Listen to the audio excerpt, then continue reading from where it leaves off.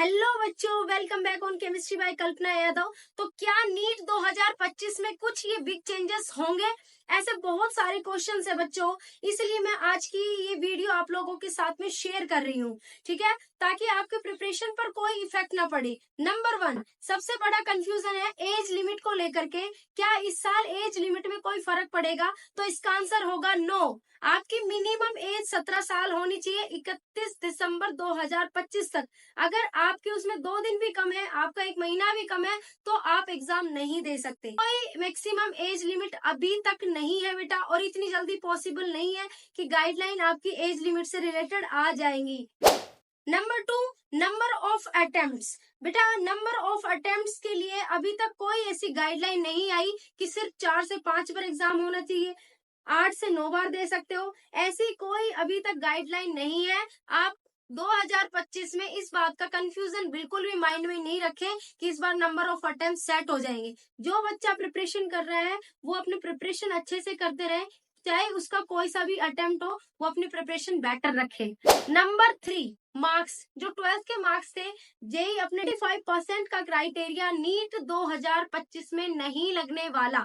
इसमें वही जो पुराना पैटर्न था, जैसे जर्नल कैटेगरी के लिए 50% एंड अदर का 5% होनी जरूरी है। तो बेटा इस चीज का कंफ्यूजन बिल्कुल माइंड में नहीं रखे कि इस साल से मार्क्स या परसेंटेज का क्राइटेरिया चेंज होने वाला है। 2025 में अभी तक ऐसी कोई गाइडलाइन नहीं है कि आपका मार्क्स का परसेंटेज का वेटेज चेंज हो जाएगा।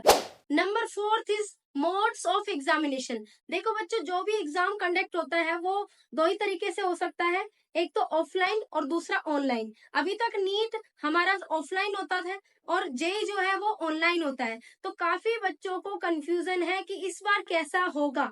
तो आप लोगों को ये ब्रीफली बता देती हूँ कि अगर हम नीट की बात करें तो इस साल 26 लाख कैंडिडेट पेपर देने बैठे थे। तो 26 लाख लोगों के लिए अगर ऑनलाइन एग्जाम होता है तो 300 से 400 स्पेशल पेपर सेट करने पड़ेंगे, और साथ ही साथ इतने सारे कंप्यूटर्स अवेलेबल कराने पड़ेंगे, जो इतनी जल्दी बिल्कुल भी पॉसिबल नहीं है। तो 90 से 99% चांस यही है कि इस साल जो मोड रहेगा एग्जामिनेशन का वो भी ऑफलाइन रहेगा, ऑनलाइन नहीं रहेगा। Number 5, twice a year. क्या इस बार जो पेपर होने वाला है वो क्या साल में 2 बार होगा?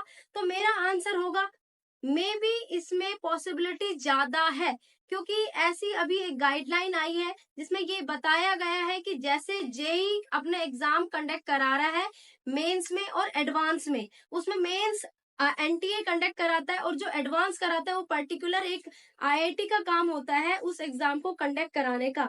तो हाँ, इस धांधली से बचने के लिए कि जो पेपर लीक की कंडीशन जो लगातार बढ़ती जा रही है, इस धांधली से बचने के लिए ये चीज अप्लाई हो सकती है कि जो आपका प्री एग्जाम हो, नीट जो प्री एग्जाम हो वो एनटीए कंडक्ट कराए, लेकिन जो नीट का मेन एग्जाम हो या तो वो सीबीएसई कंडक्ट कराए या फिर वो एम्स कंडक्ट कराए। तो इसकी पॉसिबिलिटी ज्यादा है।